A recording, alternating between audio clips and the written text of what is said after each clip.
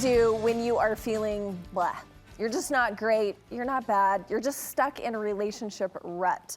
Well, my next guest believes the new year is a good time to check in and check up with your partner, and a good time to hit the relationship reset button. Here to help us revive and refresh our relationships this year is our very own Dr. Liz Hale. Look at this. Hi, doll. You're a vision. You're a vision. Bless Okay, you. so let's talk about why it's important to reflect back on our relationships. I think a lot of people don't do that. Yep, you know, we have a new year, we think of New Year's resolutions, but how often do we think about couples resolutions, or how are we really doing as a couple? You know, I kind of wanted to, but I really didn't have the courage to do so. But we don't have to wait for the new year, right? Or an anniversary. We can do it anytime. So I'm mustering up some courage, and I'm getting some questions. I even threw a few questions at my husband last night. He doesn't really love it, but I'm going to keep trying it. I'm going to keep trying it. You know, it's interesting. I think the more check-ins we have, the few checkouts we do. So I think it is really crucial. This past week on our podcast, Amy, I interviewed a gal. Dave was not able to join us, but it was so interesting. She is a divorce attorney out of California, high conflict divorce, but she's very pro-marriage. And she used this term. Let me ask you if you've ever heard of it. Have you ever heard of toxic positivity? Do I like it? Because No, is have it you saying heard it's it? Have you bad? heard I've it? not heard it. I haven't either. Well, in other words, so we sweep things under the rug, right? Okay. And we forget to review them, and We're just like, everything's fine, renew everything's fine. And resolve, and it really catches up to us. So you've heard the adage of what goes up must come down, but what goes down often comes up as well. Okay, so let's talk about this term apathy, because we hear it a lot in politics, to be honest. But I guess so. when we talk about relationships, apathy, we just don't care anymore. Yeah, it's a lot of it. It's really, apathy is detachment.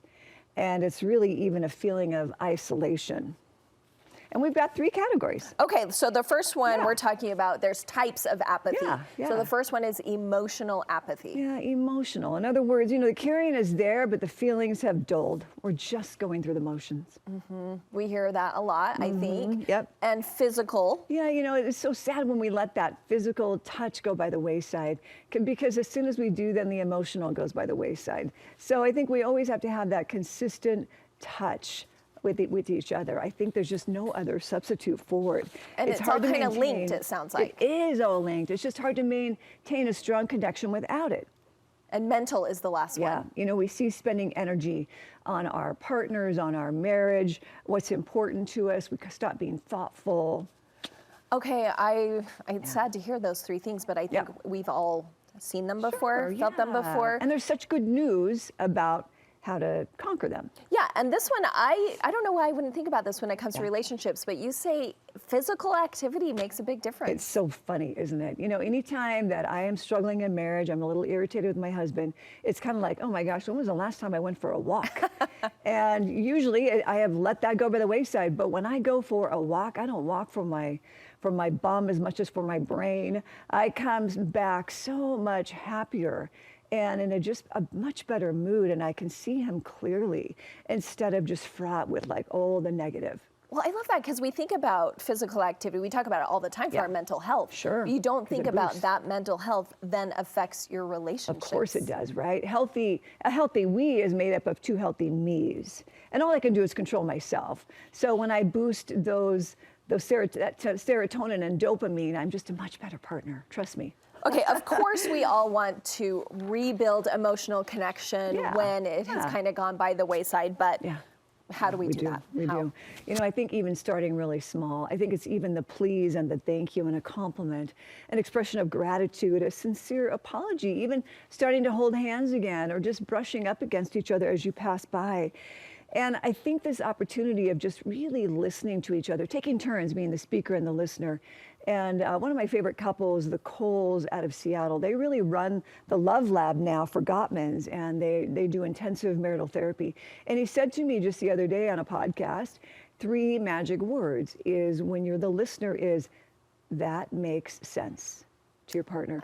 We're not there to fix it. We're not there to play devil's advocate, but we are there to say, I hear you and I get you. That makes sense. Yeah, and I like that for our friends too. Yes, for our friends when we're talking with friends. Yep. Okay, Any so relationship, you're right.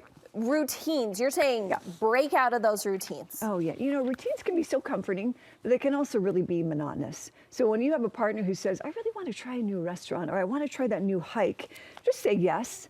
There's something that stimulates the brain yet again when we do something new. And it just reminds us of fresh kind of new love and happiness again. And it just excites. So I think we can't afford to just stay with the monotonous routine. I don't mind monotony. It means that no one's dying, no one's in the hospital. It's good.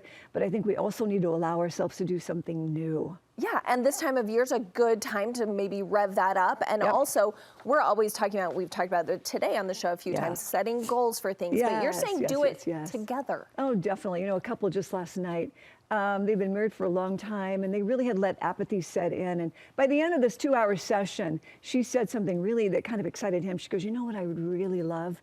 I'd love to save all of our money this year and spend Christmas in Paris. Ooh, yes. And he's like, let's do it. Yay! And it just renewed them again. You know, they left with a little pep in their step.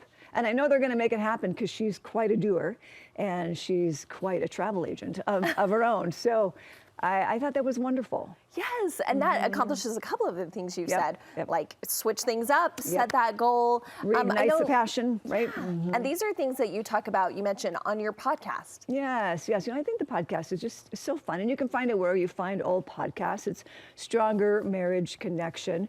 Sometimes we bring on couples who have gone through difficulties and have worked really hard to live and inspire other couples. Sometimes we bring in authors.